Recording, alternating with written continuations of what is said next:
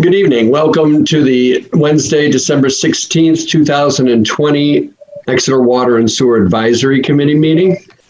As chair of the Water and Sewer Advisory Committee, I find that due to the state of emergency declared by the governor as a result of the COVID-19 pandemic, and in accordance with the governor's emergency order number 12, this public body is authorized to meet electronically.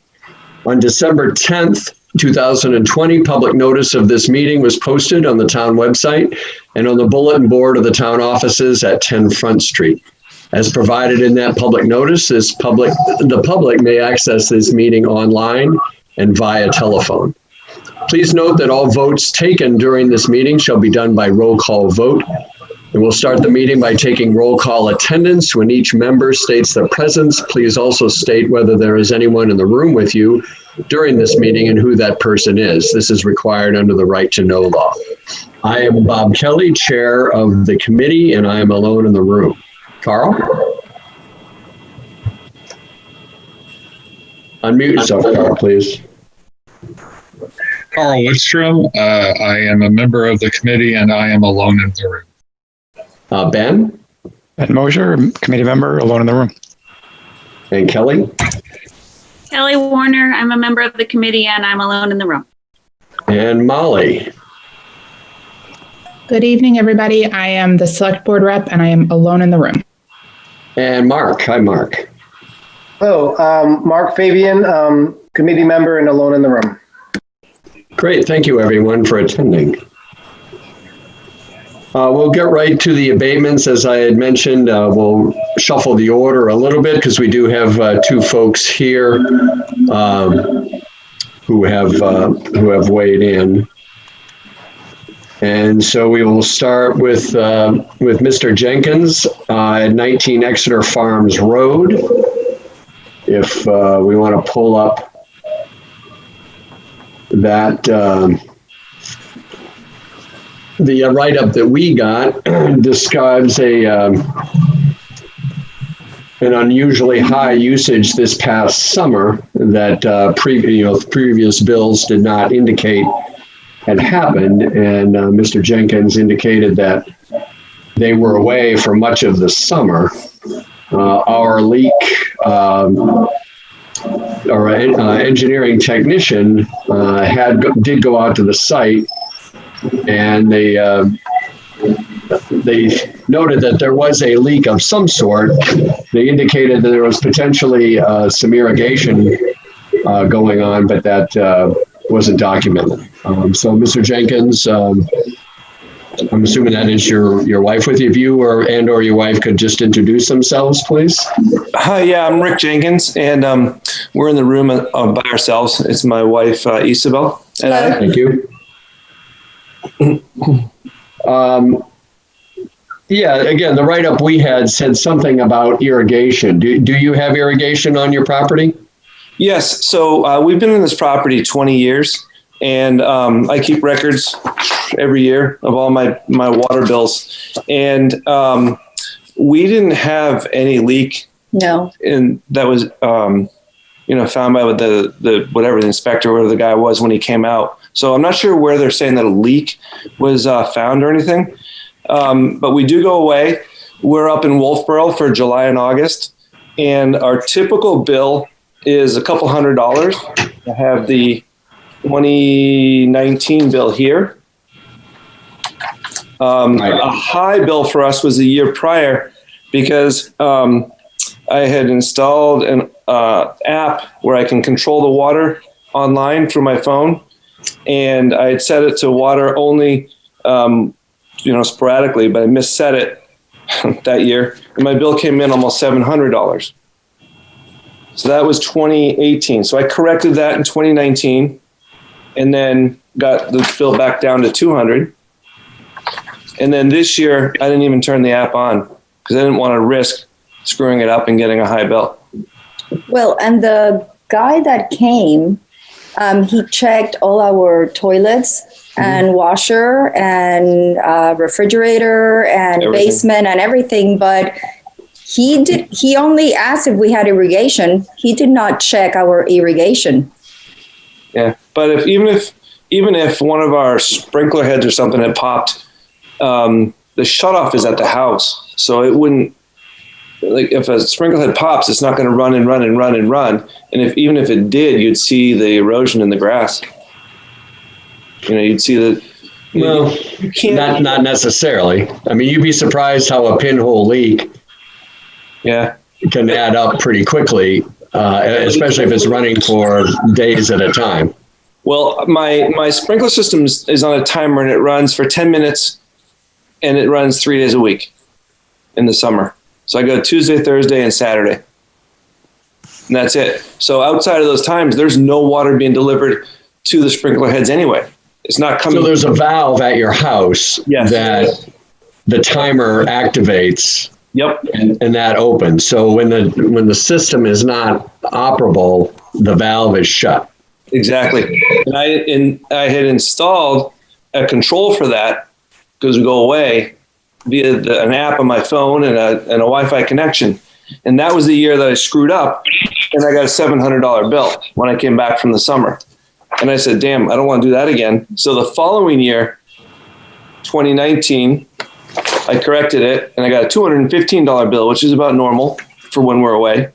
And then this year I didn't use the app either. So, and I got home and it was it a $1,600 bill? $1,600. So, and I've been here 20 years and never had the highest bill I've had in 20 years. I mean, normally it's 200 to 300, 400 maybe. Yeah, I mean, we got the records and everything, and this does appear to be 3 to 4 times higher than what you normally have. Yeah. Right? Yeah, I was shocked. So, but I did go in and made a payment. Was it $400 or $500? I made some payment just so that it was probably a high payment for what would be typical for that quarter, just to do something, for the bill. But hopefully we can have some sort of abatement or agreement to save us the shock.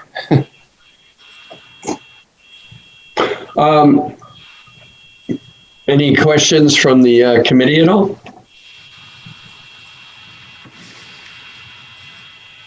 I have a question. Looking at the usage rate, it looks like it was about a 2-week period of very high usage, looking at the documentation from the middle of July to August 1st. When did you arrive back, and do you have any explanation if you didn't find a leak? No. We were gone basically July 1, and then we come back sometime the end of August. We were probably back around August 21 or 22 this year. Yeah. My son started school. So you were away during this period of high usage that came and went. Is that what you're saying? Yeah. And no leak was ever found? Nope. No.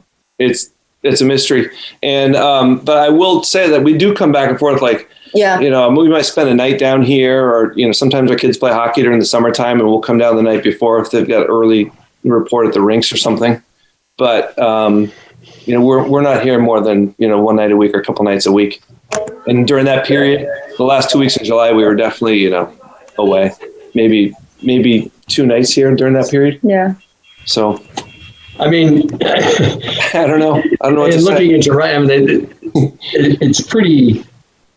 The system generally is not the problem. When meters go bad, they slow down. They don't speed up. Yeah. And the meter technician did not find any problems with the meter. So I don't think that was an issue. And the fact that sort of came and went over, what is it, a week and a half period, a 2-week period is. Is that like, that volume of water seems like you'd have to fill a pool, right? Well, that's why we asked about the irrigation, because, if a head was faulty or there was a breach in one of the lines, that, you could easily use that much water if it was running continuously. Right, for 2 weeks, but it's shut off at the house. It couldn't even happen that way. I don't know. It's a mystery. It is a mystery. Does anyone have any comments or observations for the committee?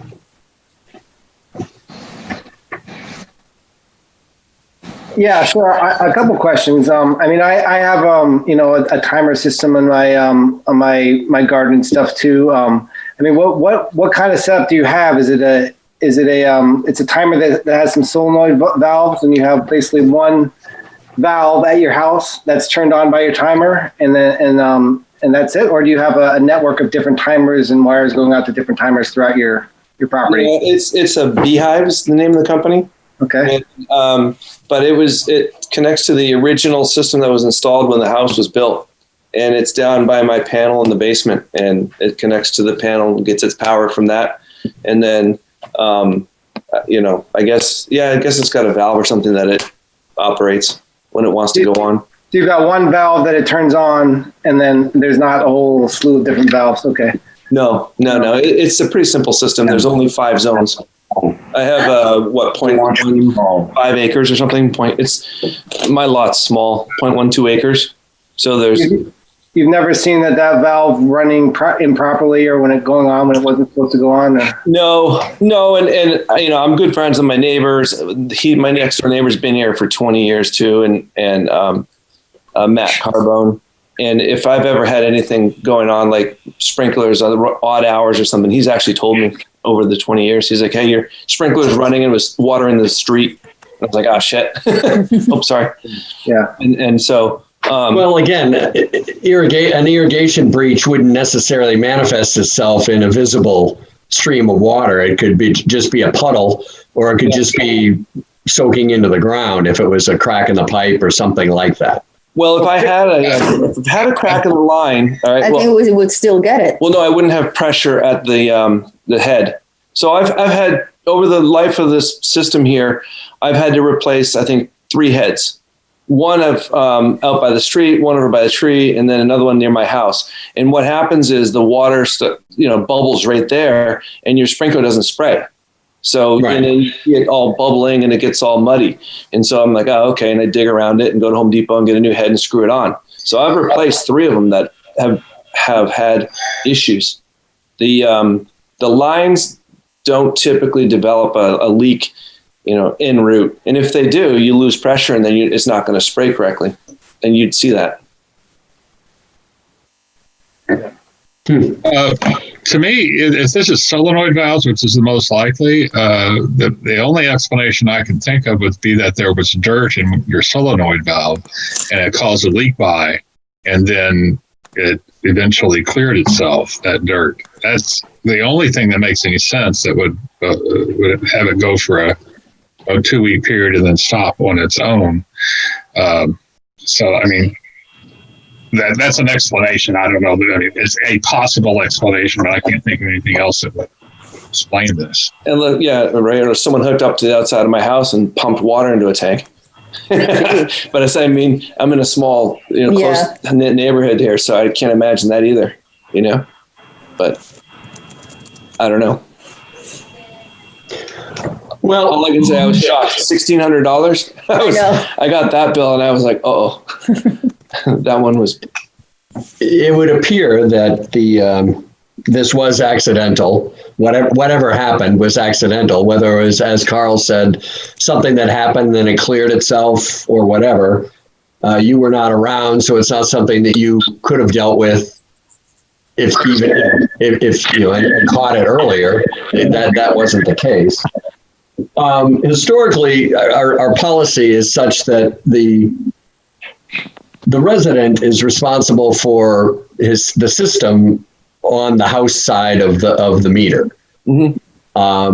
We've relaxed that a little bit recently for a number of reasons, but we still require the homeowner to take some responsibility for their system.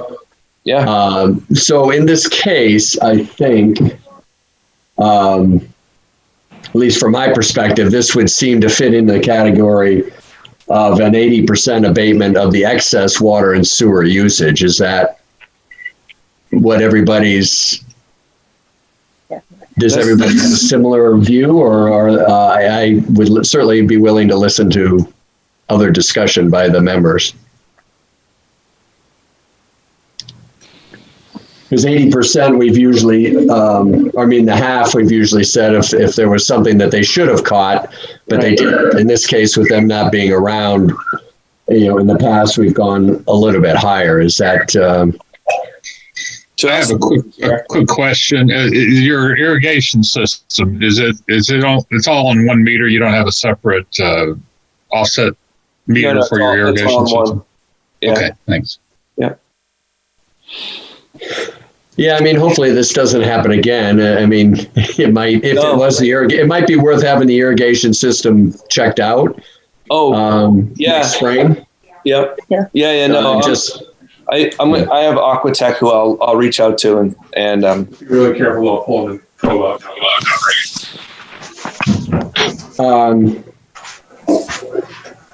Well, I would move this along. I would move to abate 80% of the excess water and sewer usage. If it was just irrigation, we would just do the sewer, but there's no definitive proof that it's one or the other.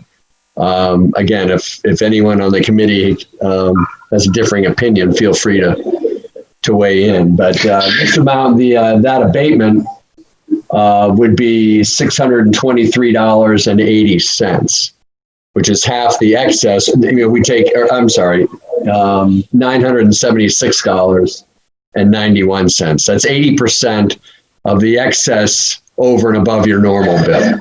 Okay. So again, we're asking you to take 20% responsibility, and we'll abate 80% of it. Okay. Because it seems like it was, beyond anyone's control, and you weren't around to deal with it anyway. Yeah, so no, that's fair. And that's why I paid some already, so I wouldn't get slapped with something that was untenable. I would make that motion if I could hear a second. I'll second. This is Carl. I'll second. Thank you. So again, the amount would be $976.91, which is 80% of the abatement of the excess water and sewer usage. We'll take a roll call vote. Carl?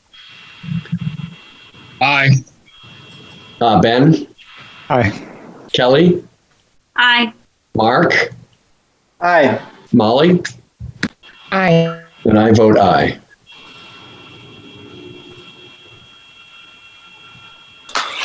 Okay, you'll get a notice and they'll figure out whatever you paid, subtracting this, and it'll be worked out one way or the other.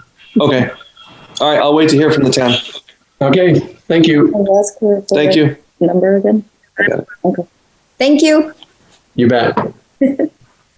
Okay, so 29. Jeremy, you're on, right? Yep. I am, Bob, yeah. So the next item would be the bridge moving company at 29 Garfield Street. And Jeremy Forrest is representing that group. And it looks, according to the write-up that we had, that there was a leak noticed, and there was a toilet in an area of the warehouse that not many people use on a regular basis, but it had one of those old style where the hop of the tapper might catch, and you have to jiggle the chain, and that's where a leak occurred. Do you have anything more than that to add, Jeremy, or is that pretty much summarize what we're talking Well, about? I would say that we did have the toilet situation addressed back around September 1st, and I'd been in communication with Shirley Murphy, just kind of keeping an eye on our usage. And even after that toilet was repaired, and we were seeing no leak in that toilet, she reported that we were continuing to see some pretty high usage. And we have a total of 3 faucets and 2 toilets in the entire building, and a total of 5 people that are actively working in the building during the day. We've got crews out in the field, but they're there for a few minutes a day.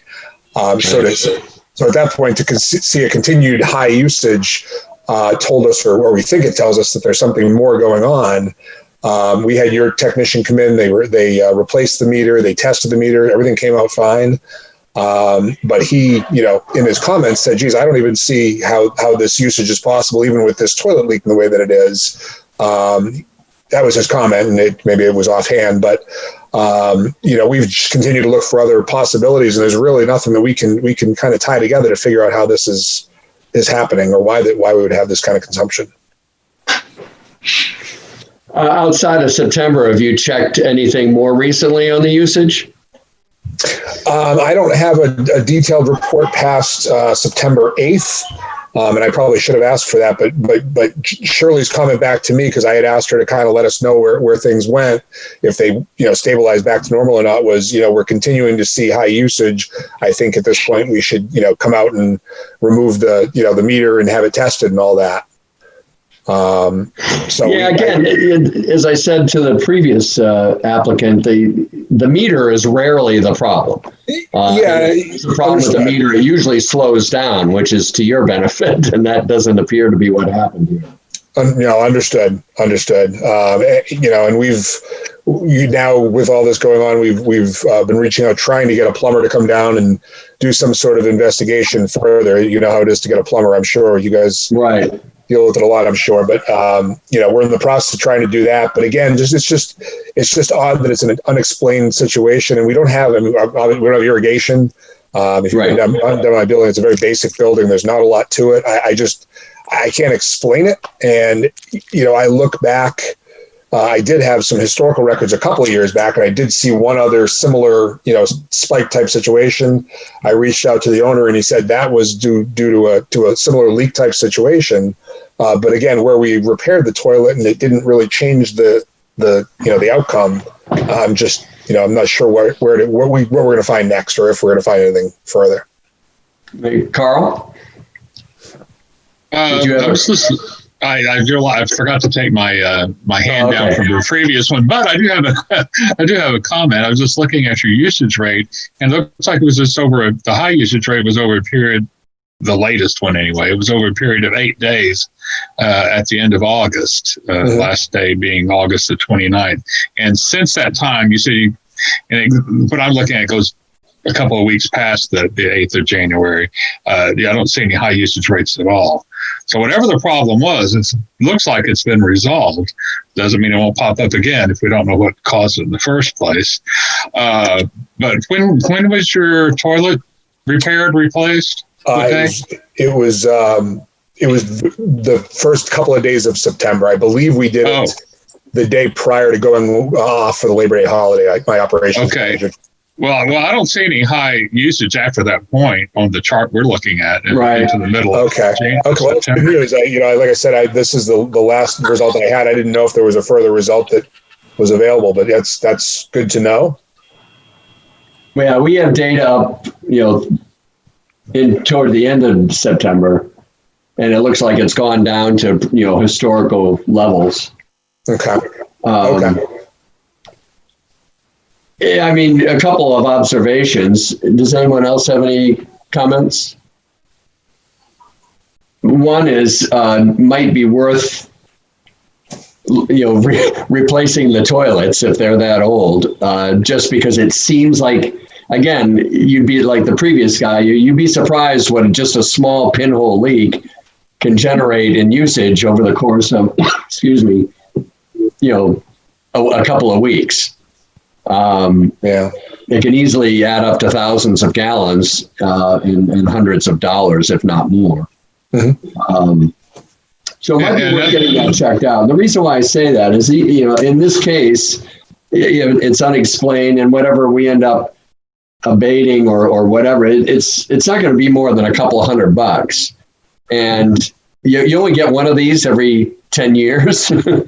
It might be worth sort of QCing your system. You're not going to lose your place in line. You're not going to, forfeit your ability to get an abatement. But I'm just thinking that if there is something wrong with your system, it might be worth checking that out. It seems like whatever happened before got fixed, but if it was a leaky toilet, and you guys go away for a month or don't use that for a month or something now, and you come back with $1,000 bill, then you're sort of, you're going to be cooked. Whereas maybe a couple $100 on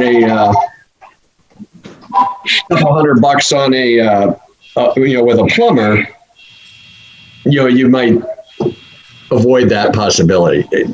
That's a suggestion. We're more than happy to entertain your abatement now, but that would be a suggestion. Carl? Yeah, I have another suggestion. It was noted somewhere here by the technician. I think it was this one. One of your toilets is like 5 gallons per flush, which is way above the new toilet standard of 1 to 1.5 gallons per flush. Over time, that's cost you money. So it would eventually pay for itself to replace with a newer toilet. Mm-hmm. Just a suggestion.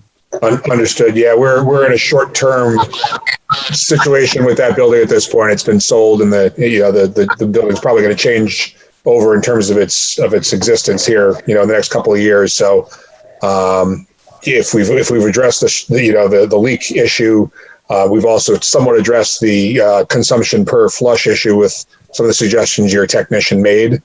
But point well taken. I appreciate it. I guess one of the questions I would have is there a system in place to alert us when your meters detect a continuous leak or even an intermittent leak like I'm seeing here on the log?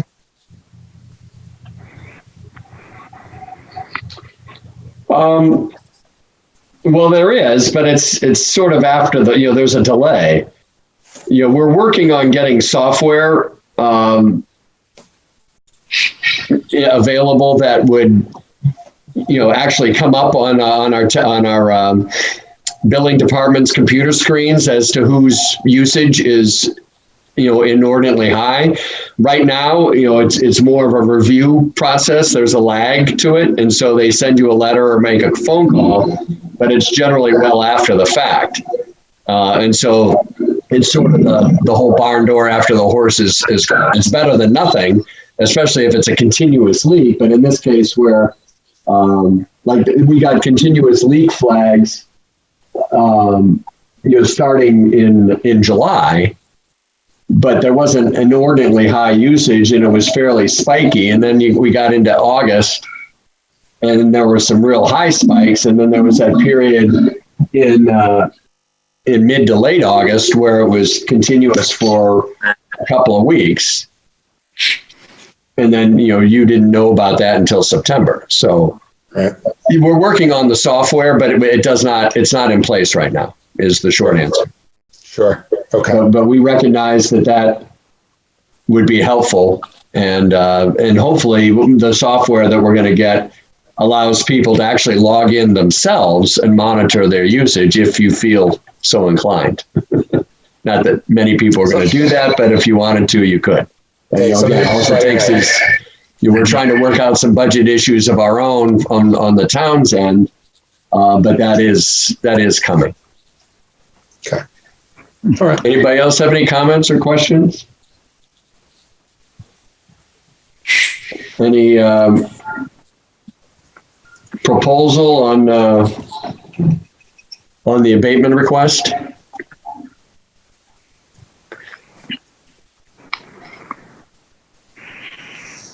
I guess I'm going to be doing a lot of the talking this meeting. So it takes me a while to find the spot as to how much money it is. So that's what I'm trying to do. I'm sorry, Bob. I'm not much of a talker, and I taught today at school, and I'm tired. Okay. Well, I guess in my mind, it's between a half abatement and an 80% abatement. And to the extent they're only about $110 difference, and it's Christmas time, I'm going to make a motion to abate 80% of the excess water and sewer, which would be $300.71. And again, with the recommendation that you probably invest in reviewing that system and changing the toilets if at a minimum, and then whatever goes forward with the building usage, at least if you're going to be staying in it, I would address that plumbing issue. Because this would be your 1 in 10 year abatement. So that would be my motion, to abate 80% of the excess water and sewer, $300.71. I'll second it.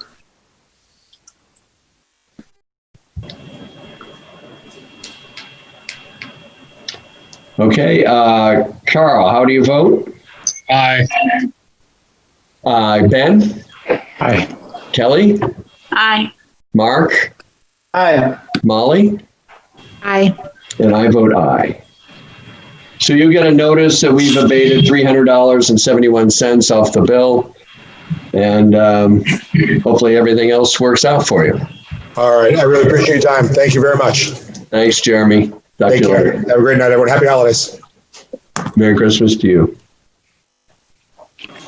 Okay, next, let's see, we have Mr. Slarty and Mr. Bastian, 47. So let's skip over 47 Portsmouth Ave. And we'll go, I think, Ron, are you representing the Powder House? Ron? Yes, I am. Okay. So we'll do that one next. The Powder House Co-op, 56 Deep Meadow Lane. There was a meter pit. That's a master meter there, right? Yes, You have one meter coming in and then it distributes to all of the homes. correct. And then there's a meter pit for each individual pad. And evidently two of them had some pretty egregious leaks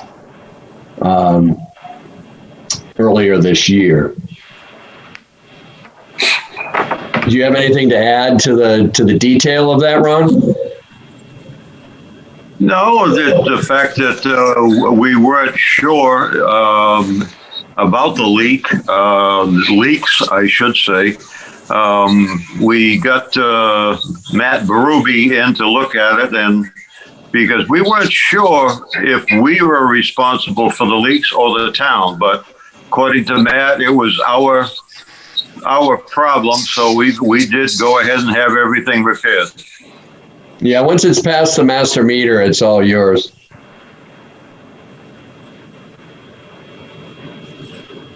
Were those two pads vacant for a while or not? It was hard to tell from the write-up what the situation was there. Like, how did you discover the leaks in those two meter pits? Believe it or not, we had leaks at a couple of houses. And the way the park is set up, we have to shut the water off completely for the park. A pit, that's when we saw all the leaks that were in there.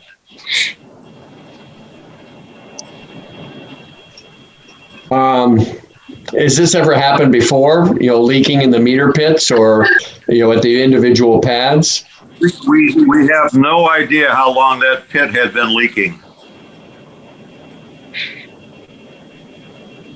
Because, this is it's a dicey one for a number of reasons, not the least of which is that you basically, with the usage you have, it's basically an industrial use because you only have the 1 meter and then you divide it up. There are a number of other mobile home parks in town that have the same situation. But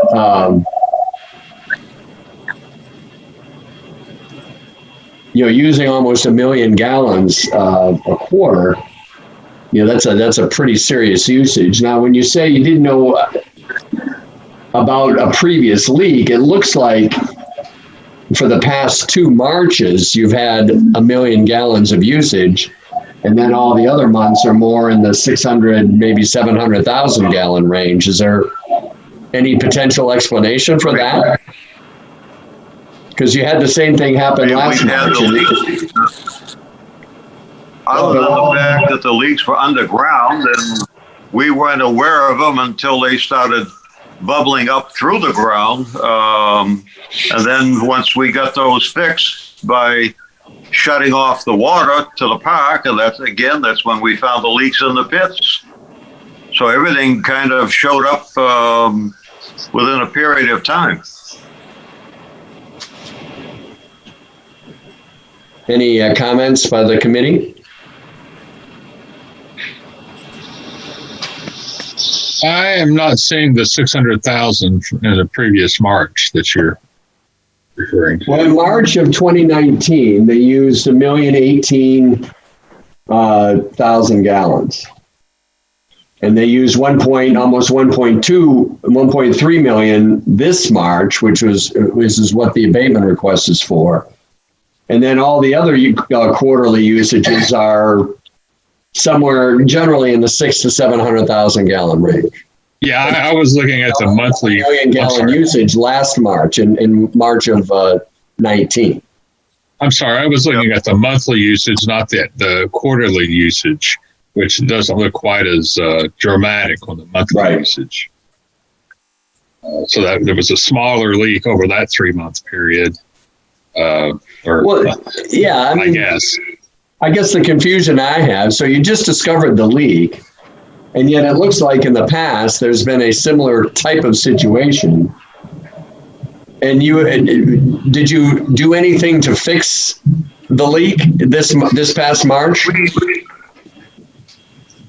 Yes, we found the leaks. There were at a couple of different residents, and like I said, when we went to shut the water off, that's when we found the leaks in the pit.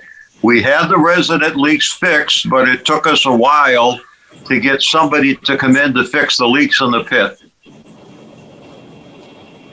And there's no way to shut that off? Even though you saw there was a leak, so you just had the master shut off and that's it? We shut it off, we would have shut the water off to the park. There's no way that we could have turned off those leaks in the pit. So it looks like the leak was repaired leaks were repaired in April. Is that correct? Just looking at the usage? Yes.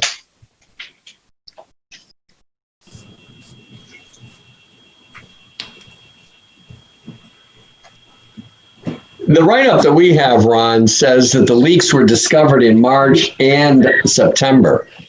Is that the two separate houses? Well, let's put it this way. The leaks were discovered in March, but we could not get the leaks in the pit repaired until September. We had difficulty finding somebody that knew what they were doing to come in and repair the leaks in the pit.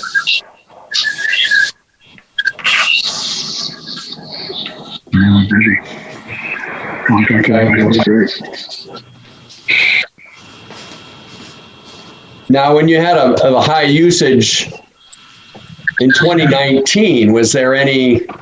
Did that basically just sort of pass through? You didn't know that it was a high usage, or was there any kind of repair done last year as well to another house? Number 17. Yes, there was. Number 17, yeah. So in 2019, you had a similar problem. Yep. I mean,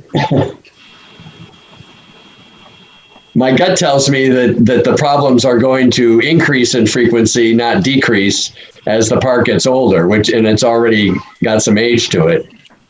Has there been any discussion about, I know with some of the other parks in town, finances are always an issue. Has there been any discussion on trying to get maybe a HUD grant or something to sort of upgrade the water system? Yes, we're doing that right now.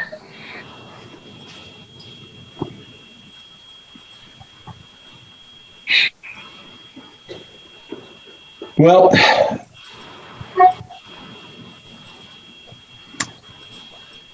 I would say that this is probably just a sewer only abatement. Is that Is that a general consensus, or would people feel compelled to do water and sewer?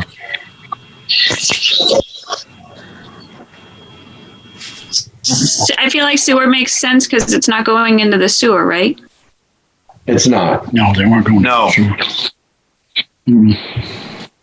And in this case, I mean, I hate to throw salt on the wound. I mean, especially since we're talking about a lot of money.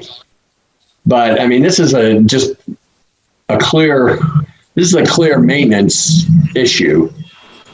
And I know there's probably not anything you could have done about it, but since it happened before, it seems like there should have been a system-wide analysis of those meter pits, especially since it happened last year, of a similar level.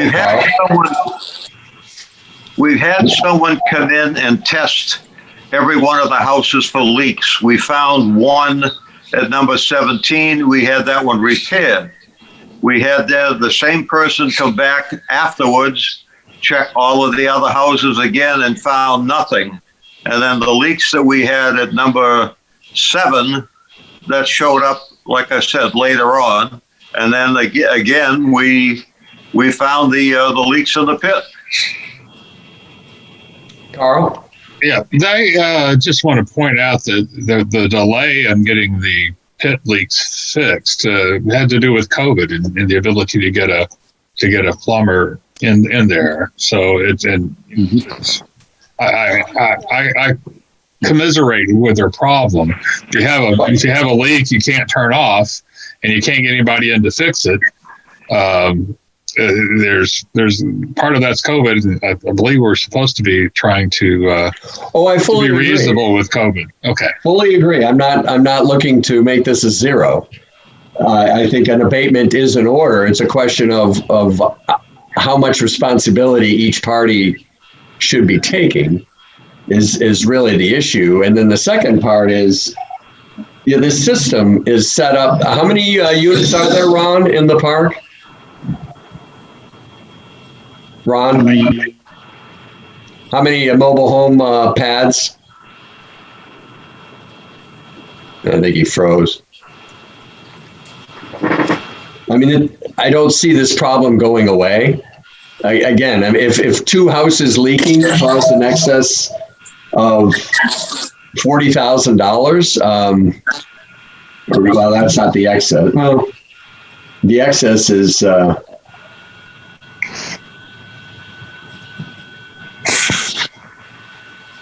the excess is $20,000. I mean, just for a discussion point, it would seem to me that an abatement of half of the excess sewer, I really just can't see going much more than that, COVID or not, because this is purely a maintenance issue that was neglected. But I mean, we could discuss 80% if people are so compelled. I have no problem with that. But to me, this is, back in the day, would have been just a pure negligence issue that, and I think meeting them halfway is not unreasonable. We didn't know when it was leaking. I agree with that, Bob.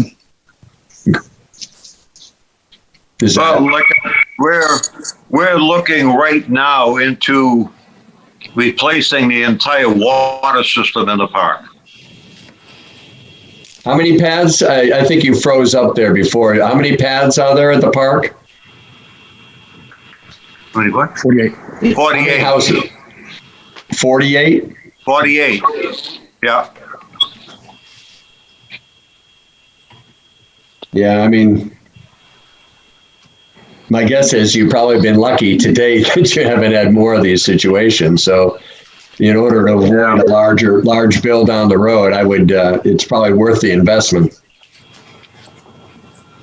Mm-hmm. Yep.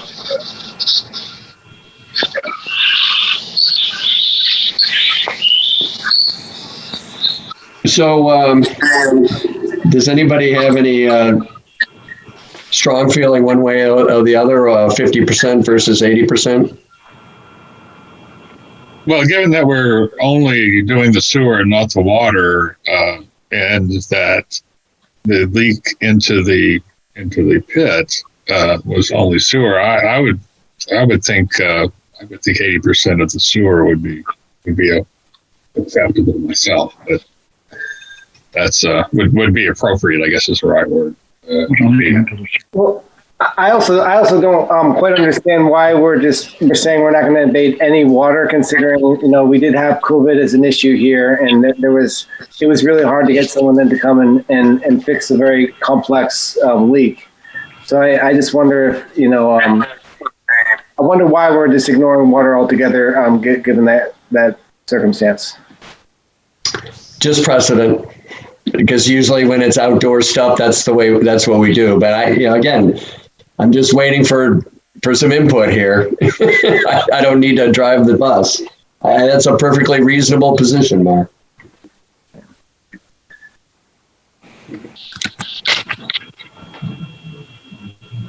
Can I ask a question, Ron? Have you so the latest bill, or the bill for that period was about $41,000. Have you guys paid that bill? Yes. You have? Yeah. And have you paid September's bill as well? Yep. The $22,000? So you paid those bills? Yes.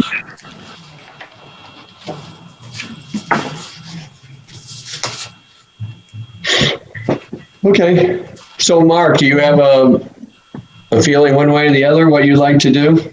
Well, my feeling is, because this is pretty extenuating circumstances with COVID, is that we want to consider maybe water and sewer, and honestly, if you just look at the dollar amounts, half excess of water and sewer or 80% just excess sewer, they're about the same.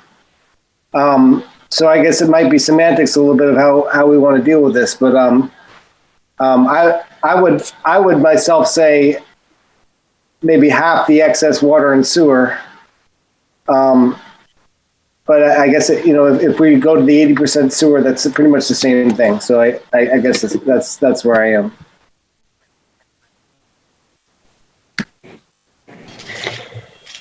I that's perfectly reasonable.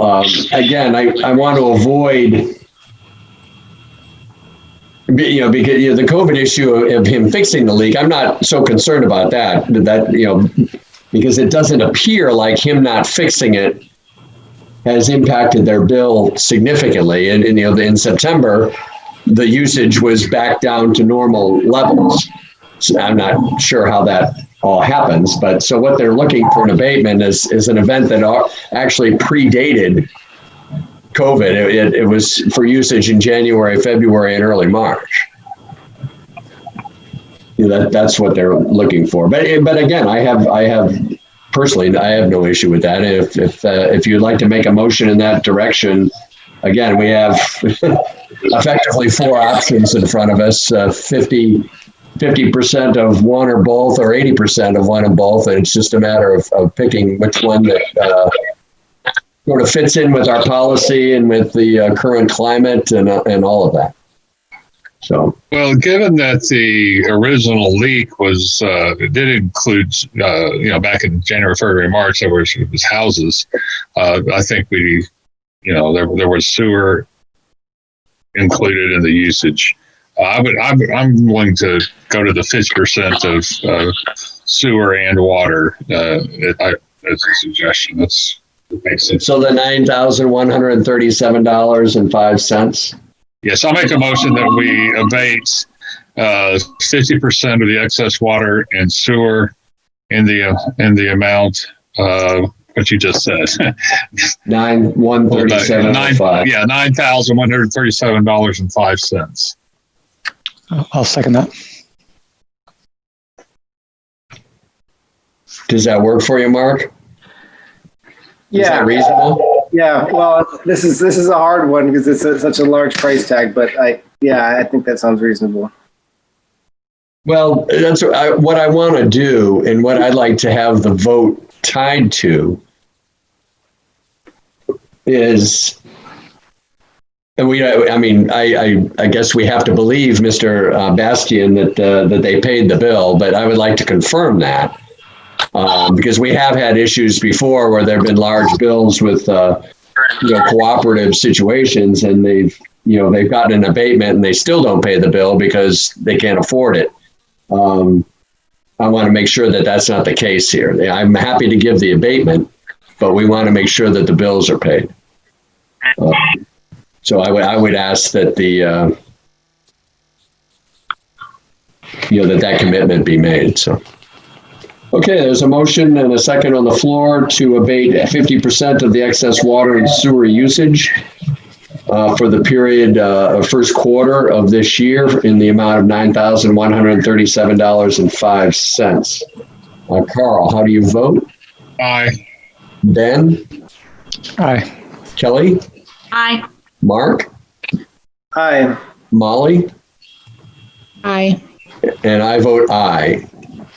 So you'll be getting a notice that you'll have an abatement, Mr. Bastian, in the amount of $9,137.05 on your next bill. Thank you very much. You're welcome. Thanks for weighing in. Have a Merry Christmas. Merry Christmas to you as well. Okay, thank you, everyone.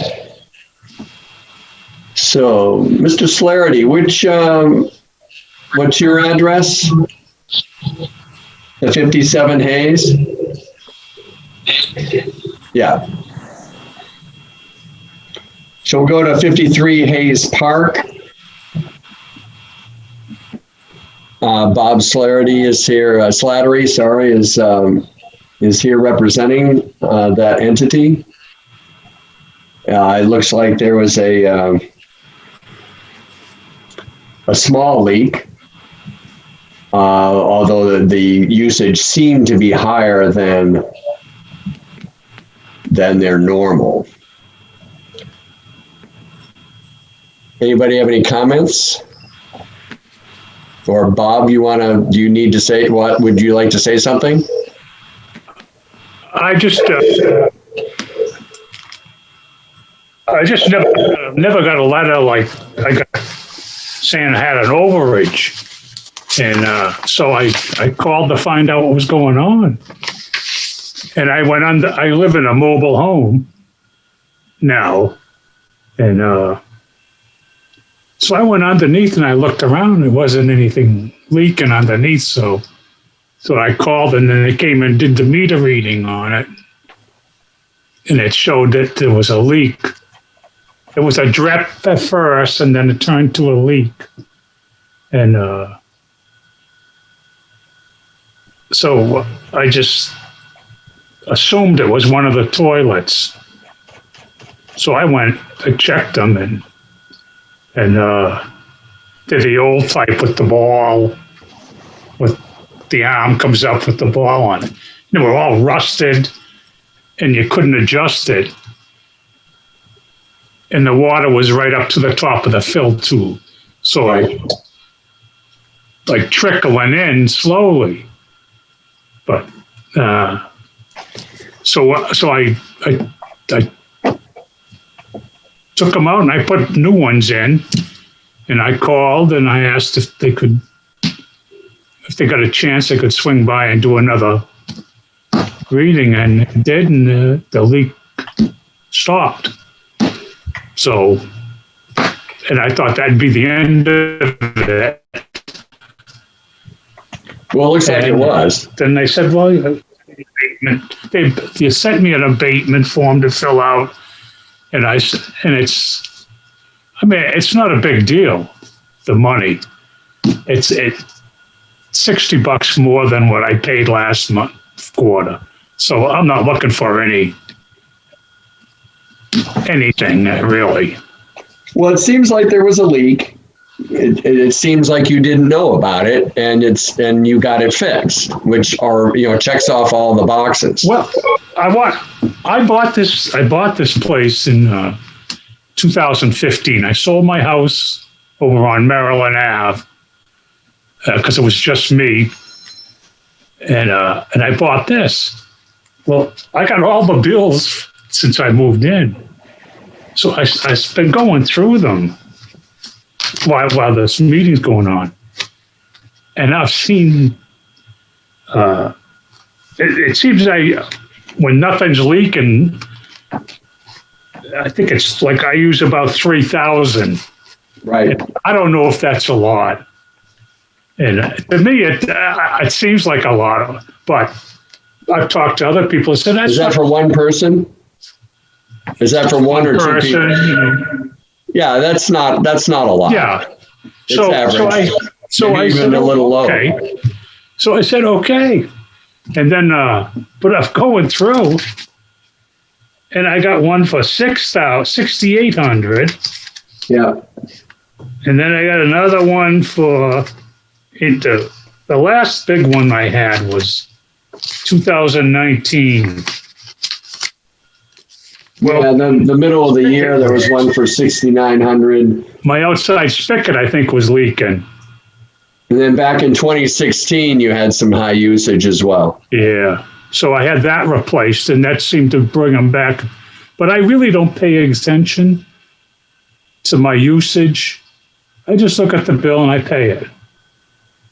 And so when I'm sure if I had been watching the usages, seeing them going from like a normal of 3,000 up to like 4,500, then 6,800, and one of them hit 72, I think, at one time. Right, in 16. Yeah, and but I look at it, it was my fault. Well, here's the thing. Given the current climate and sort of relaxing of our policy, you would appear to be, like I said, you checked off all the boxes. There was a leak that was undetected. You found it and you fixed it, and that's great. That's all we ask. Yeah. The upshot of it is that the amount of abatement that you are looking at is, probably, like you said, about $60, and you only get one of these every 10 years. So. Yeah.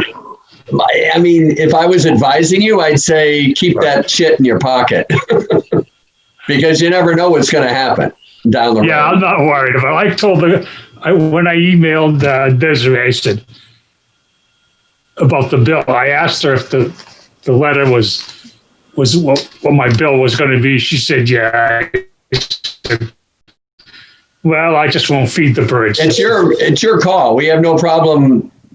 Voting on it. No, I don't. I'm all set. Okay. I mean, I think that's a reasonable position on your part, and you never know. Like I said, if you get an $800 bill, I keep checking them, and they're working fine. Okay, so we're going to just mark down that you withdrew your the abatement request. Is that a fair statement? Yeah. Or would you like us to vote on it and provide, but like I say, it's probably only going to be, $40, $50, $60. And you'll get one of these every 10 years. So it's your call. My abatement be 40 or $60? I mean, depending on which way we go, it'd be somewhere in that range. Yes. And then, like I say, you wouldn't get another opportunity for an abatement for another 10 years. So, as we heard from the previous gentleman, since a lot of the utilities and mobile homes are above ground, I mean, stuff happens. Yeah, so, this is a new one. It's a 2013. I'm sure it'll be fine, but we're just making the options available to you. I wouldn't want you to 4 or 5 years from now come back and say, geez, I have this $800 overage. Right. And we would say, well, we're sorry, but you've already had your abatement. Yeah. So I don't want it. Okay. All right. Well, I appreciate you weighing in, and if you change your mind, feel free to reapply. We'll be more than happy to listen to it. But I think that's a good decision on your part. I'm going to be probably moving in June to another. Well, I'm staying here, but I'm going down by the river, so I'm right on the river. I can. There you go. Deck and look at the river instead of somebody next to me. There you go. It's a brand new one that they're putting in. I like it here. I mean, it's a nice town. Okay. Well, thank you. You're welcome to stay in the meeting, but we will just make a note that you withdrew your request. And again, if you change your mind, we're happy to listen to it again. All right. All right. Thanks, Bob. Thank you. This was an experience. Okay. So I see that Greg, Mr. Bisson, is on with us. So we will take his request and defer 47 Portsmouth Ave to the end. All right. So Greg is the department head of the Parks and Rec department in town. And, the description's pretty self-explanatory. They had to fill the pool for structural reasons, but we weren't able to use it, so there was no revenue to offset that, which there normally is. And so he went to the select board, a couple of months ago, right? Yes, in September. And Russ had suggested coming to us, which was very nice of him. Maybe I'll ask Molly to get corroboration of that, but I'm sure that's all on the up and up. But I do have a couple of questions. But could you just summarize what you guys discussed, Molly, if you can recall that discussion? I think I'm going to need to go after Greg because it's been a while. Okay. Bob, I'm happy to handle this. So on September 14th, I went to the select board. As you know, COVID did affect and we did not open the pool. So I basically gave the rationale that with no revenue coming in, because a number of years ago, we had made the pool self-sustained. So there's no taxpayer dollars going into it. All the revenue pays for all the bills. So fast forward, we emptied it the whole way because we didn't want to become a health hazard with mosquitoes and such. And also to keep people from trying to break in and go swimming illegally. And then we came back and we have to fill it structurally. So if anyone knows indoor in-ground pools, especially one of our size, in 1985, the pool cracked and had to be repaired at a significant amount of money. So we didn't want that to happen again. So we have to put water back in the pool. On typical years, it's just us draining it down slightly and then waiting for the rainwater to make it up. But seeing it was emptied right to the bottom, we had no other choice but to fill it up. In typical years as well, it cost about $8,000 to fill the pool. So we tried to be at the bare minimum, especially with the drought going on. And I approached the select board. It has not been a good year for Parks and Recreation with revenue, obviously, with a number of programs canceled. Right. And so I'm just asking for the one-time abatement for 10 years because we have been a very loyal customer. So you emptied it. When did you empty it? We emptied it in May because we are still waiting on the governor's guidelines on what the pool situation would be to the public. And at that time, when his guidelines, the state guidelines came out in June, it was too late to try to offer something. If we had actually filled the pool, just to fill the pool and then get all the chemicals and running it and everything, we are typically at a $30,000 to $40,000 deficit. So that's all the income that comes to help offset that. So that's when we emptied it because again, keeping it full wasn't an option primarily for health reasons. You would have had to keep it circulating and keep, chlorine additions and all. You couldn't let it just sit there and become a swamp. That's correct, Bob. That was what your concern was. Yes. So the structural part took a back seat to the health part of it. Yes, 100%. And you said it costs $30,000 in what, electricity and chemicals to run it through? Yes, there's about $12,000 to $14,000 in chemicals to keep running it. Then we have to empty it anyways because the water fills up and then algae starts to grow. So we have to pressure wash it and clean it up and fill it up. So yeah, typical years. And then of course, if we wanted to open it for the public, you're talking staff. So that's where we decided not to open up the pool, especially with the guidelines being where we had to keep 6 foot distancing inside the pool structure. So weighing the health hazards and security reasons, because again, if a pool in this summer was circulating and not open, I would anticipate a lot of people would have been jumping the fence. We had actually caught quite a few people on a typical year jumping the fence at night, swimming, as most young people do. But that's something we didn't want to have any liability there where someone could get hurt. So we drained it down to prevent any temptation, as well as keep the cost down. And then we filled it up partially to protect the integrity of the pool. Can you help me out here? And this seems like it fits right into what we would want to do. I'm just trying to sort of get some background on the numbers. We used to split out the different facilities, rec, town hall, town office, senior center, and various under the mechanic or the public works maintenance budget. And now that's all bundled in, I think, because I can't find the water and sewer bill for Parks and Rec past 2018. That actually, Bob, does come to us. So we get the bill. We received it 2 weeks ago, I believe. Let me see. Yeah, but we do all the water for all the parks. Founders, which didn't have irrigation because of the library construction. Townhouse Common, Gale Park, Brickyard. The rec has 4 bills that come into us. One being, I think, the pool, where years ago it was agreed upon that it would only be water before my time. So when was that crack in the pool? Did you say what year? 1985. Doug Dicey had to rebuild the pool. Long time ago. Because some of the bills have been up well into the $3,000-$4,000 range, and sometimes they're less than $1,000.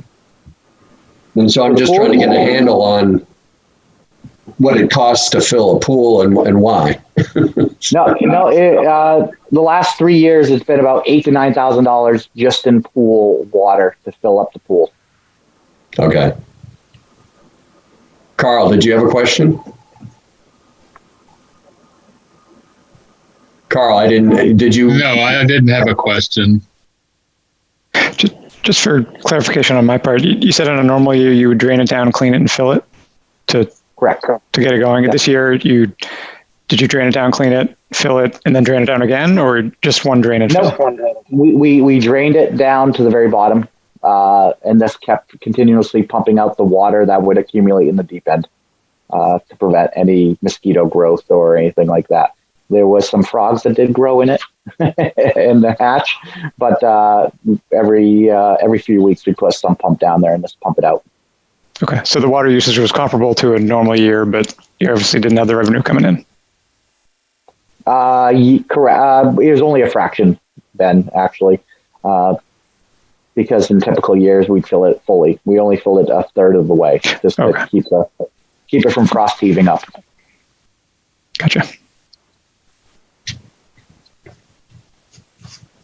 So in this case, we're not getting a request for a portion or water sewer. It's just purely to fill the pool based on events brought on by the pandemic. So, I mean, it would seem to me that this is pretty straightforward, unless anyone has a significant opinion otherwise. Go ahead, Carl. I do wonder why obviously it's a COVID related thing, and I just wonder why we're the ones making the decision. You're really saying that the water sewer customers and company is helping to subsidize the maintenance of the pool if we abate this completely. Sure. I think it seems like that should be a select board decision as opposed to our decision. It doesn't seem like this is a typical abate request at all, abatement request at all. I thought of that too, because basically what you're doing is taking an expense off of the tax rolls and putting it onto the water and sewer ratepayers rolls, which is a smaller, entity. But the bottom line is it's all town related. So, and as Greg said, just trying to help out his budget. I mean, his budget did get, is sitting on the budget committee. I can assure you his budget, the revenue side of his budget took a significant hit this year and probably will next year as well. So it's not ideal, but it's probably on some level the least we can do type of thing. And a full abatement would be the 1591. Is that correct? Yeah, I think that's what they're asking for, the cost of filling the pool to structurally run it through the winter, where they had to run it down to zero to clean it because it was not getting usage and they weren't getting revenue to offset justifying keeping it open. Is that fair to say, Greg? That is correct. And just look at it on the flip side, if we hadn't filled it and structural integrity would have been compromising the pool, we would have been coming back to everyone in the town with a warrant article to repair the pool, which could cost millions. Oh, I'm not saying that I don't think it was the right decision to fill the pool. I'm just kind of wondering why the maintenance of the pool is something that the water and sewer departments have to subsidize. Well, I think the select board was looking for us as a recommendations committee or an advisory committee. I think the board was looking for us and the town manager to weigh in on that exact thing. We can, if we have good solid reasons to say this isn't our issue, then we should present them. This is completely coming back to me. It's been a wild 3 months, but yeah, it is one of those things I think we were looking for. We didn't want to overstep a committee that is directly responsible for dealing and recommending these sorts of things. I think it's also a fair decision to say by this committee to say, this is a decision that involves town budget. That means you have to make the decision to the select board. I think that's a very good point, Molly. Thank you. Well, Bob, I wanted to ask, I don't have the abatement policy in front of me, but is it designed to cover municipal departments, or is it really just designed for taxpayers? Well, it's sort of it's for ratepayers. And in this case, the rec department, like some other departments, pay, one hand pays the other. It's all an intertown situation, but because the rec, Parks and Rec department have these different facilities around town, including the pool, they pay a bill. There was years ago, the fire department would pay a rental fee on the fire hydrants because we were charging the fire hydrants with water, and there was a fee associated with that. And I think that, got discontinued because, again, we were all sort of on the same team. I see what your point is. $1,500 isn't going to, wreck or totally upset the budget process. I can assure you. I don't know. To me, this is just sort of I know Greg's department has taken a big hit budget-wise, probably more than most, and obviously if he has to pay the bill, it's all going to come out of our pockets anyway. So it's more just a sort of a gesture by the committee. Maybe what we could do is vote on support of transferring that debt over to the water and sewer department without a vote on what the actual abatement would be if you're so inclined. For what it's worth, off topic, but I'm surprised to hear that the pool is a self-sustaining financial entity. It's a town service in my mind, and should be supported by the town, but that's just my 2 cents. But relative to the request, there's a COVID piece to this, and we've been supporting various requests with that in mind. So this is directly related to COVID, and I don't see any reason we wouldn't, at least at a minimum, vote for the town, whoever budget it is, to support this request, whether it's water and sewer or town tax base or whatever. Yeah, I mean, it's just my point is that this is really outside of the scope of this committee to be dealing with which hand pays which pocket, and we're supposed to be protecting the ratepayers as opposed to having to. Not everybody who pays taxes is also a ratepayer. Almost everybody, but not everybody. It's close to 60%. Yeah. Okay. So it's a majority, but it's not anywhere near 100%. The department is a pretty significant ratepayer. Just the way it's structured right now. The Department of Parks and Recreation is a ratepayer. Even though they're a town entity, they do pay pretty. There's a line item in the budget. Sure. Or at least there was until it got reconstituted. But they like Greg says, they have a pretty hefty water bill every year. So if we look at them like a ratepayer, if a person came and said, normally I fill my pool, but I didn't fill my pool because my pool is for the neighborhood, or, I couldn't use it during COVID because I was worried about, people coming to my house during COVID. And so I had to empty it, but then I filled it because it's going to crack or whatever. What would we say if it was just a person? We would probably abate, the sewer portion of their bill. Mm-hmm. Well, this has no sewer portion, so that's not right. And to the extent that it's not, $5,000 or the normal $8,000 to $9,000 that he usually spends to fill it. I mean, it's got to be a 60,000 gallon pool, Greg? 75? A lot higher, Bob. It's about 200,000 gallons. Yeah. Whatever. Okay. So to fill that pool, is a lot of money. So the fact that he's asking for $1,600, again, we can craft a motion that says we support it to the select board, and then they can make a final decision. I have no problem with that. But again, what we're really doing is just transferring a debt from one department to another. And so we support that or we don't. Well, for what it's worth, I think they're just looking at us for advice.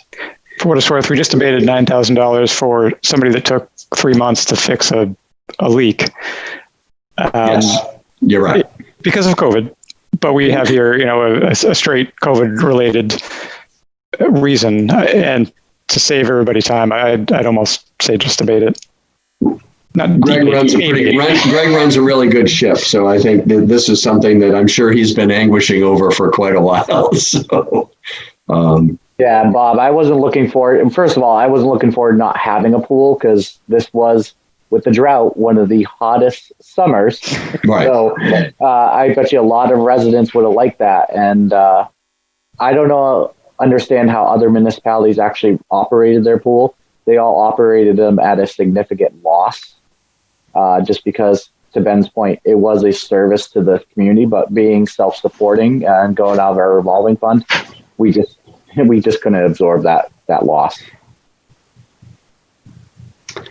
And fees from competitive swimming or other rentals wouldn't have covered it, presumably? No, not even close. So Ben, your inclination would be to move to abate the amount of $1,591.03. Yeah, that'd be I can make that a motion if others agree. Do I hear a second? I'll second it. Thank you, Mark. Okay, Carl, how would you vote on this motion? No. Ben? Aye. Kelly? Aye. Mark? Aye. Molly? Aye. And I vote aye. So it passes 5-1, and we will provide the paperwork accordingly, Greg, and hopefully you'll get some modicum of credit on your on your budget this year. Well, thank you very much. All right, thanks for explaining the details of it to us. Not a problem. Thank you. All right, take care. Okay, the last one is 29 Garfield Street. Nope, we already did that. 47 Portsmouth Avenue. Multi-unit apartment building that had some, this one sort of flabbergasts me, but I'm not quite sure what the relationship is between the landlord and the tenants, but I've never heard of a situation where if a landlord needed to get in to fix the infrastructure of his building, COVID or not, I don't see where he was denied that access, but that appears to be what the write-up says. So, I went back and looked at because they were looking at 3 billing periods. And if you took just the May usage, it was, a lot less than what we're presented with here. I don't see us. This has got to be between the landlord and the tenant. I don't see us on the hook, COVID or not. I don't see us on the hook for 3 billing periods. I can see 1, maybe 2, but the landlord's got to figure out another way to make this work, not through us. That's my feeling. Anybody else have any observations?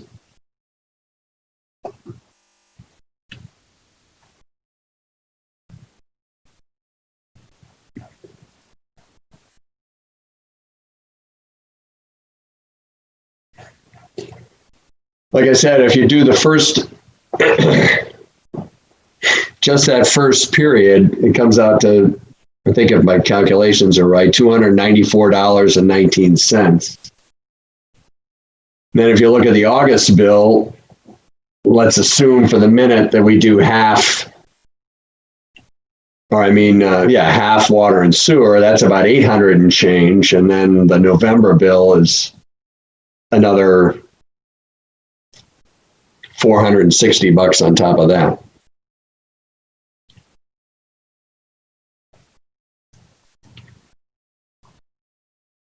I think didn't we have a situation a few months ago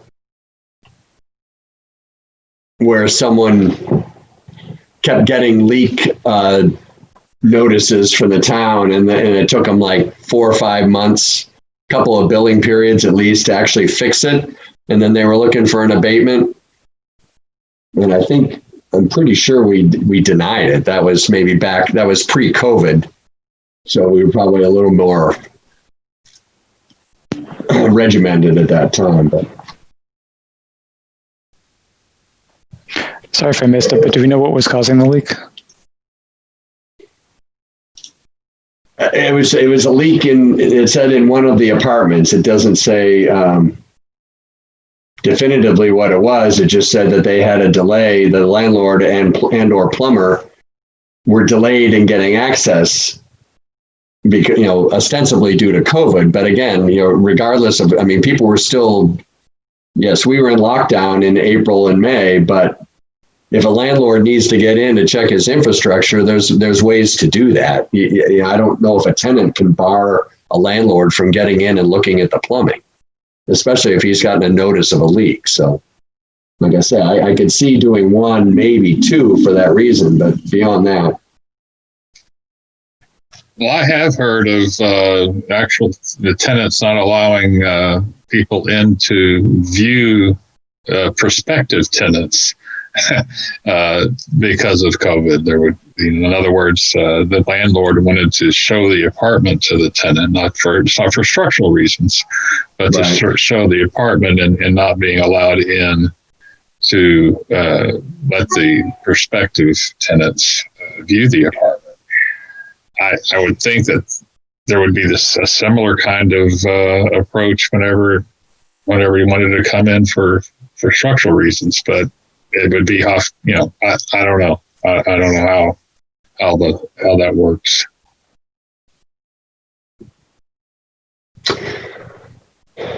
I'm assuming based on the write-up, and it's the owner, the landlord, who is making the request. My gut is telling me is that the owner is paying the water bill, and not the tenant. So,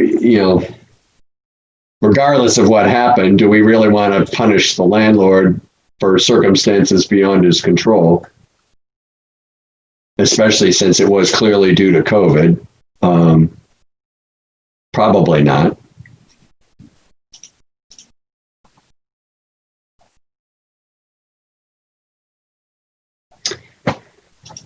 They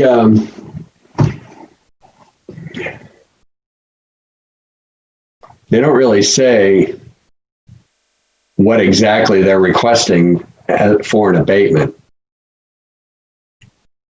I would be inclined to abate half of the excess water and sewer for that August bill, because that goes back into that sort of lockdown period when I could legitimately see where there was some access issues. But the second bill is in November, and the landlord should have easily been able to get in, and August, September, everything was open in August.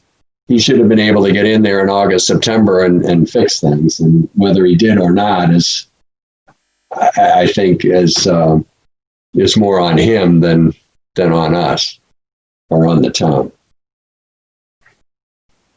Anybody have any perspective on that at all? Well, it does say that they did eventually get access and fix the leak. Right. And I don't know. It doesn't say what date that was, but it says it was fixed, and so it's possible that they did get in there when they could. Yeah, we didn't get a graph to show when that happened, and you're right, it doesn't.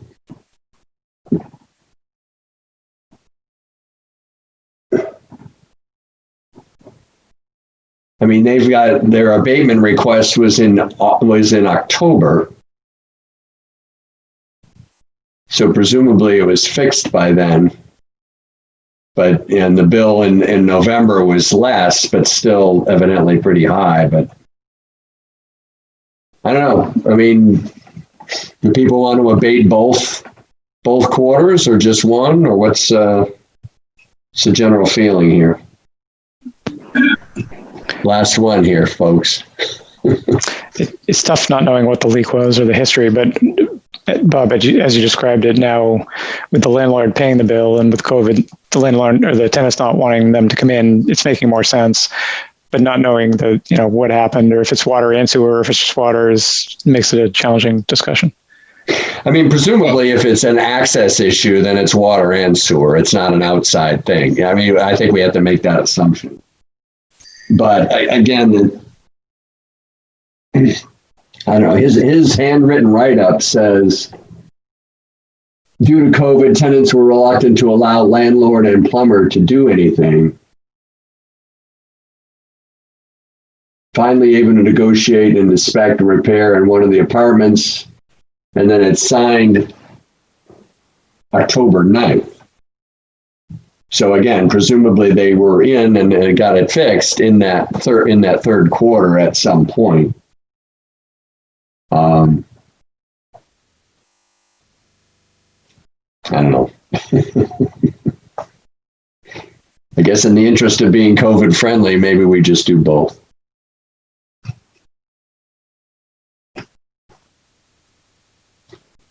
What do you think? Half excess water and sewer for both months comes out to about a little less than $1,300?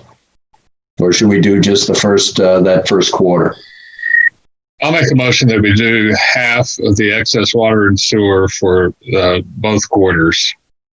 So you have to add that together to get the amount. And you could look at it as if we do that, we're not including the excess from that first period, because that bill isn't in there. And so, right. And so it's kind of like not the entire amount of extra stuff that they've had to pay for. But it seems okay. And I really do understand the whole needing to, having trouble with getting access. It feels really uncomfortable to let anybody in your house right now. Well, I understand that, but the time frames that we're talking about, there was a window. Yeah, right now we're sort of back to where we were in April and May. I get that. Mm-hmm. But in that August, September time frame, that wasn't the case. Mm-hmm. So the amount is $1,277.61 is half the excess water and sewer for those two bills. Do I hear a second to Carl's motion? I'll second Carl's motion. Thank you. Okay, again, so there's a motion to abate half of the excess water and sewer for the second and third quarter for a total amount of $1,277.61. Carl, how do you vote? Aye. Ben? Aye. Kelly? Aye. Mark? Aye. Molly? Aye. And I vote aye. Okay. Thank you, everyone. I wanted to go, don't want to belabor this too much. I just wanted to go over that. We just finished the budget process a few weeks ago, and I just wanted to sort of summarize. I think Carl was the only one who actually had asked for a hard copy, but we were able to effectively approve roughly what the department asked for. We reduced a few items, but Russ had done a really good job of requesting that the department heads really cut out some non-essential requests in view of uncertainty on revenues and that sort of thing.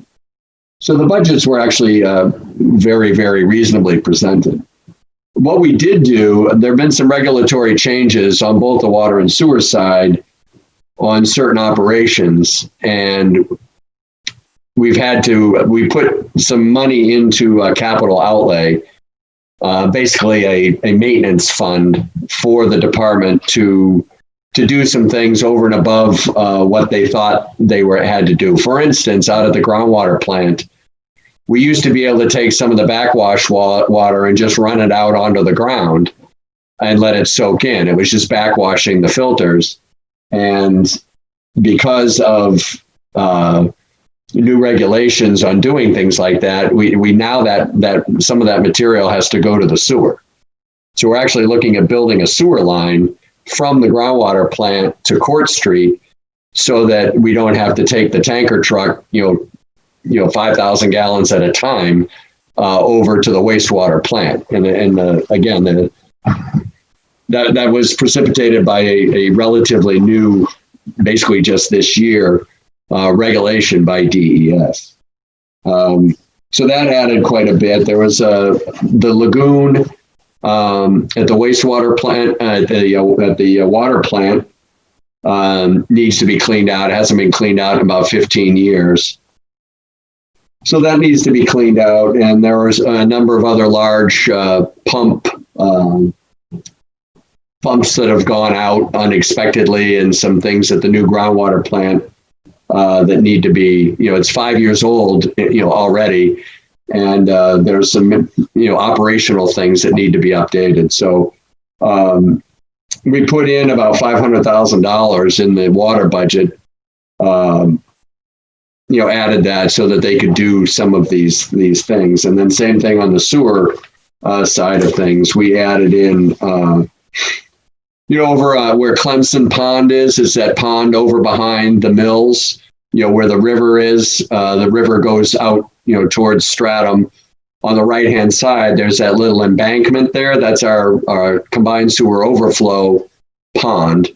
So whenever there's a CSO or an SSO in town, that's where that excess goes. And it, basically just sort of settles out and the water evaporates. We don't do anything. We don't treat it or anything. It just sits there. Well, the sludge level at the bottom has gotten to the point where it's causing a problem with the hydraulics of the siphons and everything coming across the river.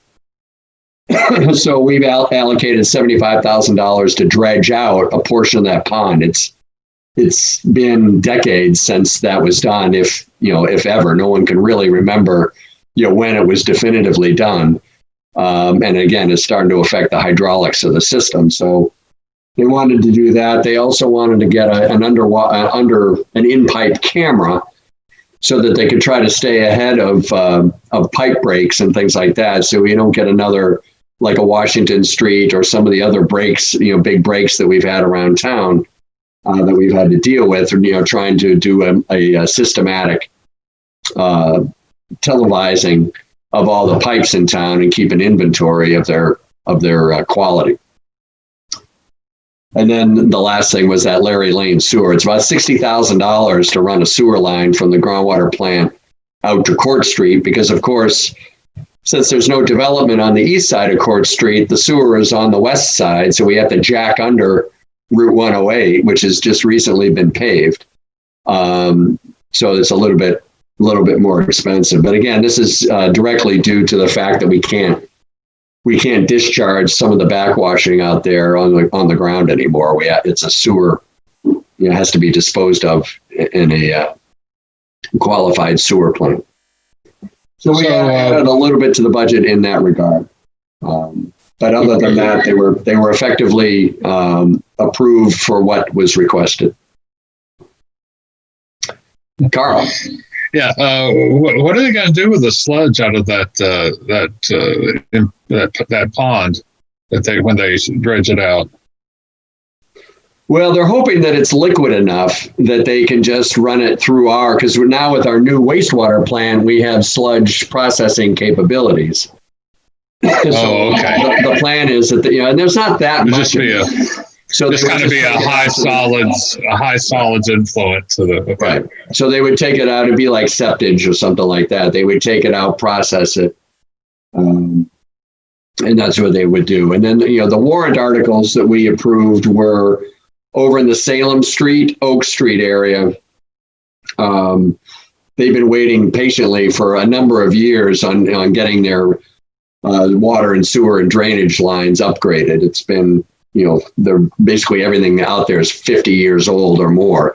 Some of the sewer pipes have been televised to be less than 4 inches in diameter. So they're on the docket. We did the design for that. It's like $5.5 million for I think so 1.9 million for drainage, and then for water and sewer each is another couple million or something. It's all somewhere between $1.5 million and 2 million for each of those utilities. Obviously, the drainage is paid for in the general tax rate. And then the other item that we approved was cleaning out the lagoons out of the old wastewater plant, the sludge. For those of you familiar with the concept of value engineering, in 2015, the value engineers said, well, you can keep the cost of the wastewater plant down under 60 million if you kick the lagoon decommissioning down the road, which we did, so that we would only have to go for $52 million. And now it's time to pay the piper on the lagoon. So we have the DES one says, we're looking at a lot of different options, but we are recommending approval of a I think it's a $2.6 million bond article to remove the sludge from there sometime in the next couple of years. So that's the summary. It's not, we didn't do as many warrant articles as is normal. Russ put a hold on all vehicle purchases, which is a good thing. We're reviewing the procurement policies over the next year. But in general, I think, and I think Molly would agree, the budget is pretty good considering the current situation. We spent a lot of time on it in water and sewer.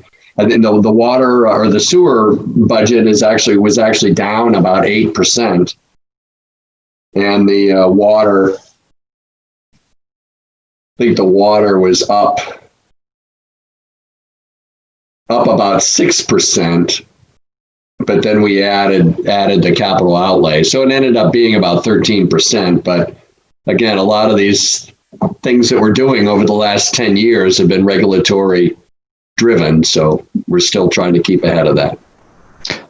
So the net budget, water and sewer, is going up a few percent. Is that what I'm hearing? Or the water is up, like I say, about 13, and the sewer, and that's about roughly $4 million, and the sewer is down 8%. And that's $7 million. So, yeah, the net will probably be, around 4 or 5% higher. Which, one of the reasons why the sewer is so high is, if you recall, last year we prepaid some of the bond. We prepaid a $4 million bond so we could get some forgiveness on the state revolving fund. We basically can't remember the exact number, but it's several $1 million of forgiveness if we started paying the bond back early. So we did that last year. And so now, instead of a $3.5 million sewer budget, now we're up close to, or we're a little bit over 7. So, and we will be for the next 20 years. So that's how it goes. How are the 2020 revenues looking, given all the watering restrictions and everything? So far, they're pretty good. Russ was very surprised, but people are keeping up with their payments, and there's still a concern toward the end of the year with the fourth quarter. I know on the tax revenues, with the second payment of the tax bills, there's a little bit of nervousness about that. But so far, with the water and sewer bills being quarterly, we have not seen a drop off in the payments. What about demands? Demand's about the same. I mean, it's down a little bit. I mean, people didn't water, they didn't fill pools and things like that. But I think people lived their lives. People were home more than normal, either working out of their house or whatever. So that sort of offset a lot of the, let's say the irrigation or the outside usage. And in general, demand is normal. It's average, maybe up a little bit actually. But I think people are making a conscious effort to conserve. So it nets out to be about the same as it always has been. There doesn't seem to be a concern about the revenues on water and sewer right now, at least. Do we know if the level in the surface water reservoir is back up with all the rain and everything that we've had, or are we? I haven't delved too much into the weeds on that. Been talking with Jen a month or so ago. She said that we were still officially in a drought, although things were a lot better than they were in August and September. But I think by now they're probably close to normal, but they're probably still a little bit less than normal, if I had to guess. I know a month ago she was still concerned about some of the levels. Not as much as a few months earlier, but still concerned. But I think now it's better. So that's where we are. Any questions or comments about anything? We'll be doing a budget review over the next month or so. I think there's a public hearing probably end of January, Molly. Usually like that third week in January or so, there's a public hearing on the budgets. And then we're trying to figure out how we vote on them. I think that's still up in the air last time I knew, but I don't know. Maybe it's not. It is still up in the air very much. But like I say, considering how things could have been, it was a pretty decent year budget wise. Like I say, that some of the requests were, just not made. We're working through the water. I don't know about you guys, but I know my water and sewer bill is higher, but not egregiously higher, because obviously now we all have a tremendous incentive to conserve. So I think anybody without little kids is doing all well. Sorry, Molly and Mark. I don't know about your situation, Ben, but I know Mark and Molly's probably has kids who take 20-minute showers. I have a 14-year-old and a pop-up pool, which didn't help this spring. Well, there you go. So you're in the same boat. So that's where we are. All right. Well, thanks for helping weigh in on the abatements, and we'll probably meet again February or so, depending on the abatement requests. There is an issue with Lent and Sprungley. We have to look at some issues. They want to get an abatement on their cooling tower usage and all that. So we're sort of working through that. I know we somewhat addressed it last year, but they're coming back for another. So we may have to deal with that early next year. Okay. So if I don't see anyone, Mark or Molly, I'll look both ways out of my house and say Merry Christmas. But for the rest of you, have a great Merry Christmas, and we'll talk to you next year. Merry Christmas. Take care, everyone. Thanks again. Merry Christmas, everybody. Bye. Bye.